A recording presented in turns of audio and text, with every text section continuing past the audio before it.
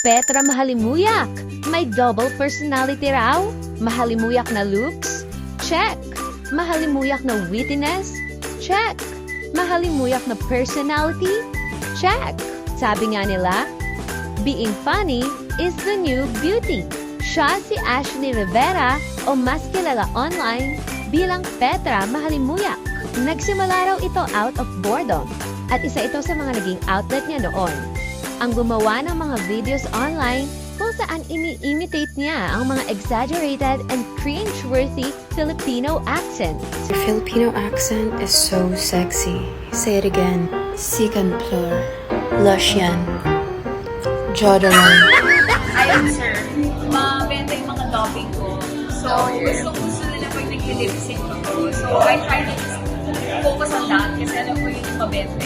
Alam niyo ba, siya rin ang gumagawa ng mga scripts niya at nag-e-edit ng videos niya. Maraming netizens ang natuwa sa kanya dahil sa kanyang looks at humor.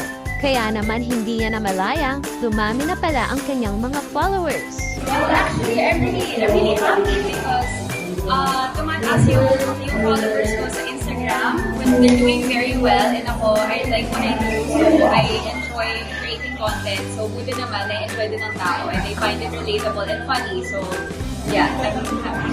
At ang pinakamaraming views niya ay nag-hit na sa 22 million views. Yung pinakamarami ko is currently 22 million. Tapos nag-ano ko noon, trip to Jerusalem.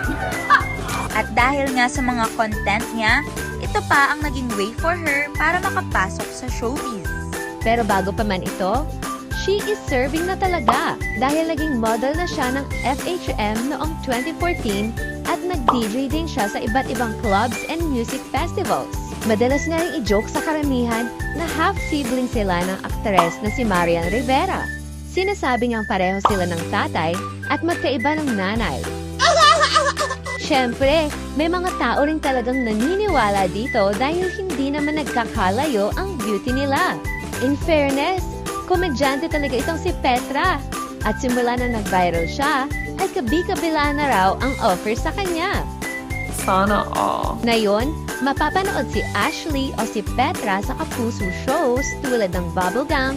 Patuloy pa rin ang pag-upload niya online ng mga funny content niya. At kung papapiliin, ay mas gusto niya raw si Petra kesa ay Ashley. Ay, syempre Petra tayo. Diba? Yung mukha lang ang Ashley, pero Petra talaga to. Ka-Pop Life, tipo mo rin ba si Petra na maganda na? Funny pa? I-share mo sa amin. Follow poplife.ph because you can't miss out.